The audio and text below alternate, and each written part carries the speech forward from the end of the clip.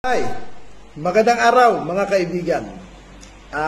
Luzon, Visayas at Mindanao at sa mga kababayan natin na mga OFW, magandang araw sa inyo mga kapatid. Na kung saan man kayo ngayon, mag-ingat kayo parate at higit sa lahat, wag na wag tayong makakalimot sa ating Diyos na lumikha. Dahil ika nga kung ano man meron tayo sa buhay, kung ano man ang iyong ligaya, sarap, kaginhawaan, yan ay nagmula sa Diyos.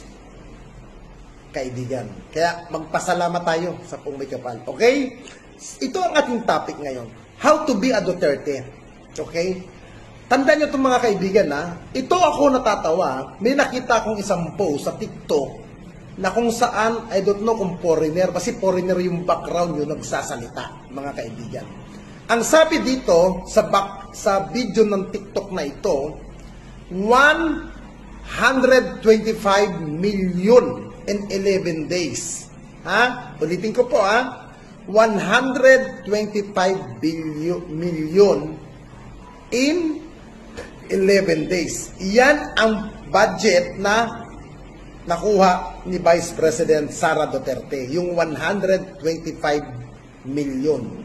Ginastos ito sa loob ng 11 days.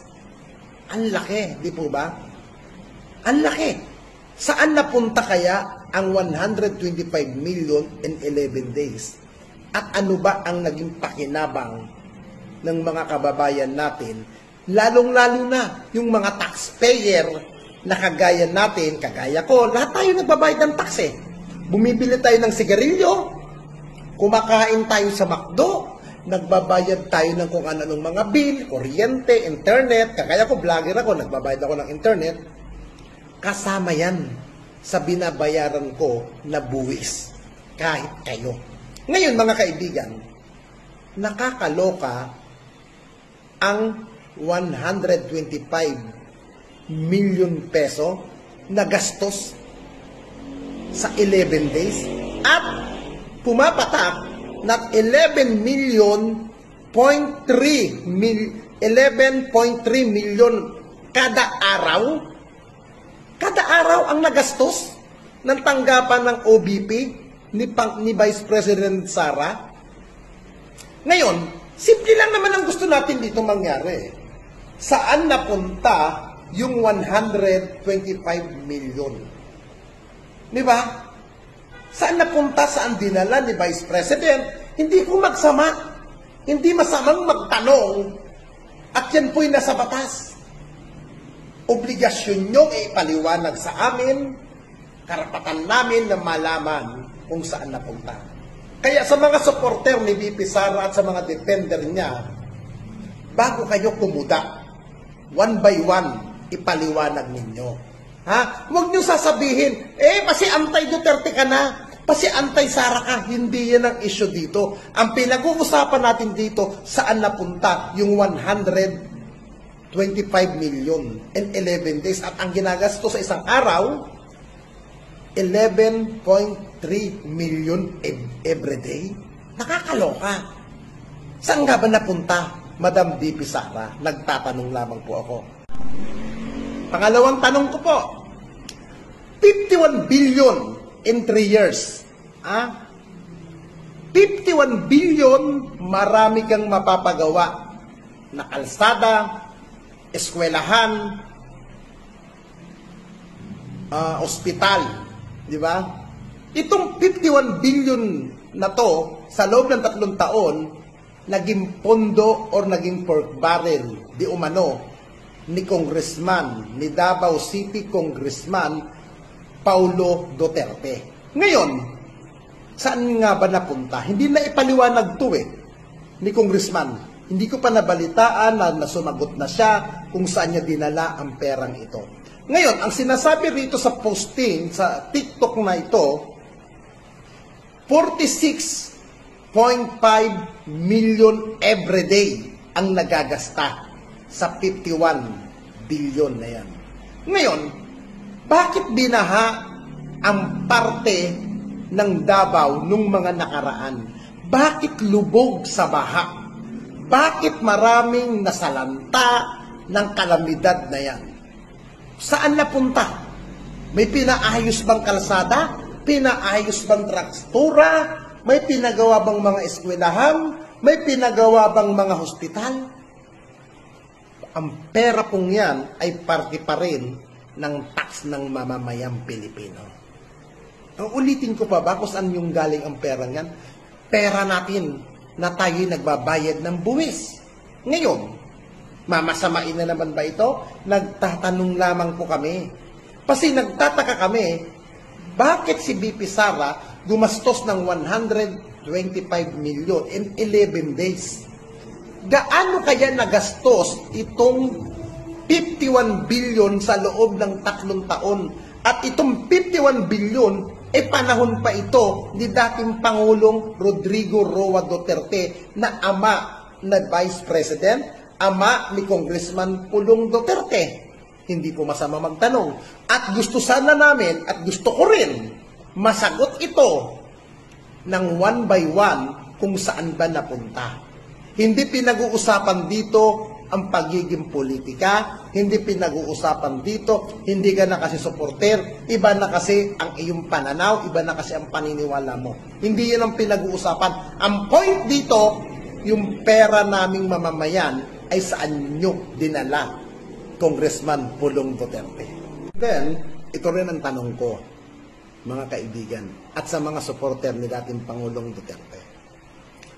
5.9 trilyon ang kanyang nagastos, di ba?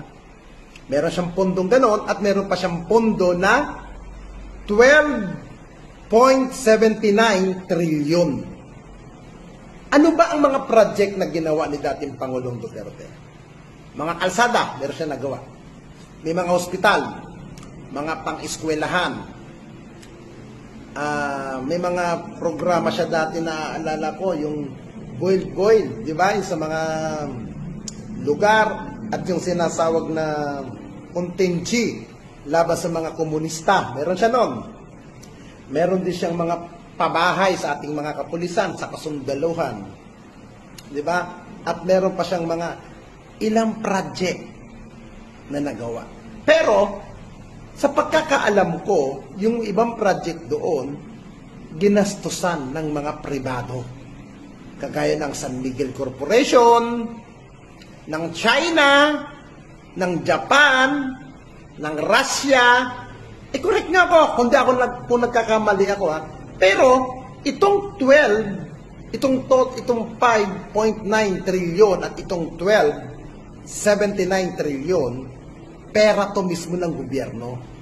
Pera ng mamamayang Pilipino. Saan ito napunta? Kung may mga programa sa dati ang gobyerno na ang ginastusan ng mga pribadong individual at ng mga kumpanya, gusto namin malaman. At ang nagtataka ako, pinalubo ang utang ng Pilipinas ng 12 lang ang tinapos na project ni Pangulong Duterte. Uulitin ko 12 lamang ang tinapos na project under Duterte administration. Ngayon, si BP Sara gumastos ng 125 million in 11 days. Pulong Duterte gumastos ng 51 billion sa loob ng 3 taon. Tapos si Pangulong Duterte nagkaroon ng 5.9 trillion at 12.79 trillion sa loob ng 6 na taon. Tapos ang nagawa lang na project ni dating Pangulong Duterte ay 12 project lang ang natapos. Saan napunta ang trilyon-trilyon na perang yan? Hindi biro yan. Mga kababayan, dito natin makikita. Gusto natin ng resibo, katibayan na talagang mayroong pinaglaanan. Ito po'y hindi ko gawa, ang bidyong ito. Hindi ko po ito ginawa, ang mga sinasabi kong ito. Ito po'y napanood ko lamang din sa TikTok na uploading ng isang foreigner ata ang nagsasalita dito. Pumukaw ito, sabi ko nga, may point nga naman.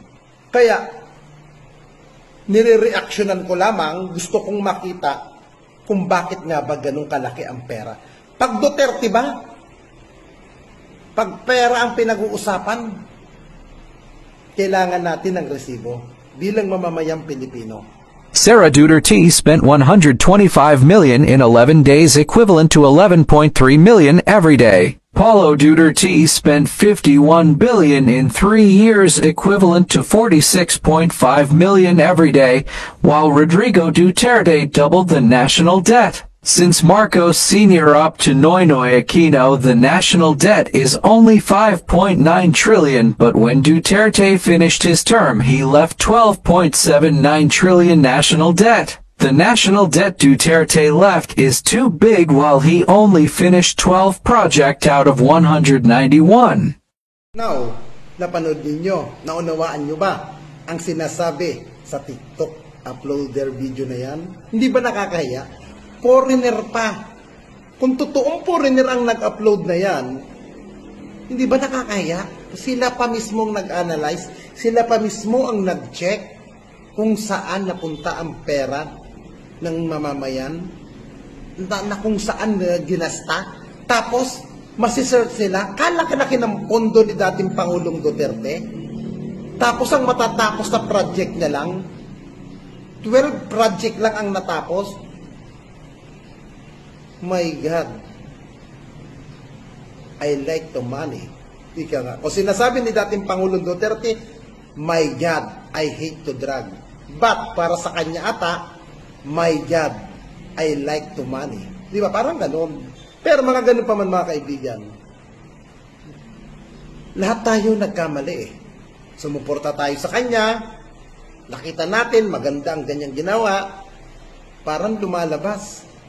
Pakitang tao lamang. Parang kabaliktaran gamit ang mga vlogger. Di ba? Kaya mga kaibigan, mas nanaisin natin suportahan ang administrasyon na to. Tulungan natin to. Huwag natin hayaan na makabalik ang mga ganid sa kapangyarihan. Mga ganid na tao sa kwarta ng mamamayan. Na walang pangundangan. Na walang karisiresibo na hindi kayang ipaliwanag kung saan nila dinadala ang pondo na ating pinaghirapan at binibigay natin sa pamahalaan para maging buwis. Hahayaan pa ba natin na sila'y makabalik para lamang maglustay ng kwarta natin? Pilipinas, gumising tayo.